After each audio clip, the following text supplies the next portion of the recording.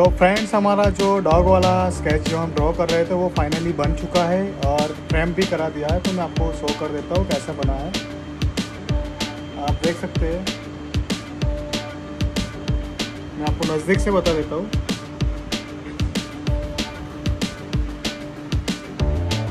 अगर आपको वीडियो अच्छा लगा हो तो प्लीज़ चैनल को सब्सक्राइब और शेयर कर दीजिएगा और लाइक और कमेंट करना बिल्कुल मत भूलिएगा।